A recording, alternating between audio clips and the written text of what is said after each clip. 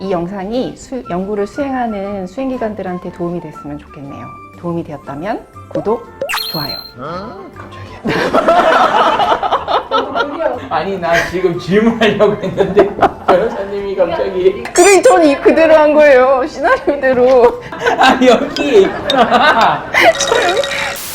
과제 수행에 임하여 주시면 대단히 감사할 것 같습니다. 대단히 감사합니다. 대단히 고마워. 대단히 뭐라고 해야 되지?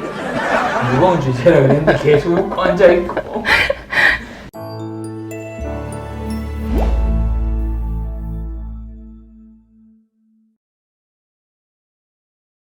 안녕하세요. 저희 다시 돌아왔습니다. 얼짱 변호사와 함께하는 규정 깨기 2편입니다. 오늘은 지난번에 말씀드린 것과 같이 조금 무거운 주제로 말씀을 드릴 텐데요. 바로 문제과제 관련한 규정 해석입니다. 변호사님과 함께 문제과제 관련한 법률 자문을 들어보도록 하겠습니다. 변호사님 준비되셨나요? 준비됐습니다. 첫 번째 질문을 드릴게요. 예전에 저도 이 건 관련해서 법률 자문을 받은 적이 있는데 계속과제 수행 중인 책임자가 타 과제에서 참여 제안을 조치받았습니다.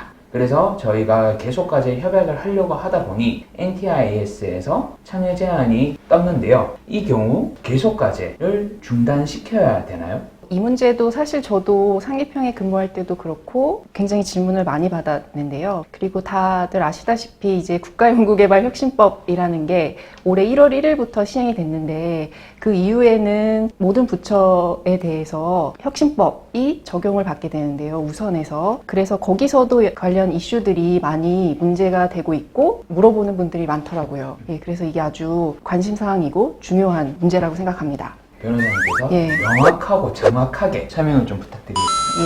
참여 제한이라는 것이 저희 공통운영 요령에 따르면 어떤 제재 사유에 해당할 때 신규 참여를 제한을 하는 거예요. 그래서 그 문헌상으로도 알 수 있듯이 신규, 앞으로 장래를 향해서 참여를 제한한다는 의미가 있어요. 그리고 평가관리 지침에서도 계속과제하고 신규과제에 있어서 협약 체결 중지 사유를 규정을 하고 있는데 신규 과제에서는 다른 과제에서 참여 제한을 받은 것이 협약 체결 중지 사유의 하나이지만 계속과제의 경우에는 협약 체결의 중지 사유에서 다른 과제에서 참여 제한을 받은 것은 사유에서 빼고 있어요. 그래서 결국엔 이런 규정들을 종합해 봤을 때는 참여 제한, 타 과제에서 참여 제한을 받았다고 해서 현재 진행 중인 계속과제를 협약을 중단해야 된다거나 또는 과제를 멈춰야 된다거나 이런 것은 아니라고 볼 수 있습니다. 계속과제를 수행 중에 있어서 타 과제에서 참여 제한을 받더라도 이제 계속과제는 수행이 계속 가능하다라는 말씀이시잖아요. 근데 한 가지 주의해야 할 점이 있는데요. 다른 과제에서 연구 책임자가 사업비 유용을 이유로 참여 제한을 받은 경우에는 약간 예외가 있어요. 그거는 이제 협약의 해약 사유로 공통운영 요령에서 규정을 하고 있기 때문에 이 경우에는 다른 사유로 참여 제한을 받은 것과는 달리 협약을 해약을 해야 됩니다. 다만 이 과제, 협약이 해약된 당해 과제, 본권 과제에 있어서는 별도로 어떤 제재 처분, 참여 제한이나 환수 혹은 제재 부과금을 부과받지는 않습니다.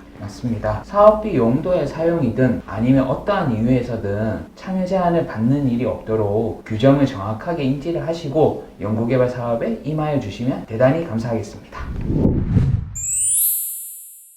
다음 질문입니다. 수행기관은 민간부담금을 부담하여야 하는데요. 민간부담금을 미납할 경우 협약해약 사유에 해당이 됩니다. 하나의 예시를 좀 들어볼게요, 변호사님. 과제의 종료 시점이 20년 12월 31일까지이나 민간부담금 납부기한인 20년 9월 30일까지 민간부담금 미납 시 공통운영요령 제28조 1항 및 제44조에 따르면 납부기한 위반으로 협약해약 사유에 해당하는데요. 만약 수행기관 측이 20년 10월 8일까지 민간부담금 완납 의사를 밝히고 있는 상황이라면 이 경우 즉시 협약해약이 아닌 민간부담금 납부 공문을 송부하거나 납부기한이 연장이 가능할까요? 중소 중견기업의 경우에는 민간부담금 현금을 납부해야 되는 시기가 최종 시기가 원래는 과제 종료 3개월 전으로 정해져 있잖아요. 민간부담금을 미납을 하면 협약의 해약 사유에 해당할 뿐 아니라 제재 사유에도 해당이 됩니다. 협약을 해약하고 제재를 부과하는 것은 재량권이 부여되어 있다고 해석이 되는데요. 여기서 재량권이 부여되어 있다는 게 무슨 의미냐면 형평타당하게 사안에 비추어 봐서 해약 사유에는 해당이 되나 해약을 안 할 권한이 부여되어 있다는 것이죠. 그래서 예를 들어서 현금부담금을 미납한 경우에도 객관적이고 타당한 사유가 있다면 협약을 굳이 해약을 하지 않아도 되고, 또 공통운영 요령에 따르면 이렇게 민간부담금을 미납한 경우에 사업 수행이 곤란한 사정이 인정될 때 협약을 해약할 수 있도록 하고 있어요. 그래서 푸르미가 질문한 요 사안에서는 한 10여일 정도 늦는 것이잖아요. 거기에 이제 객관적이고 납득할 만한 사정이 인정이 된다면 그러면 요거는 굳이 해약을 하지 않아도 된다는 말입니다.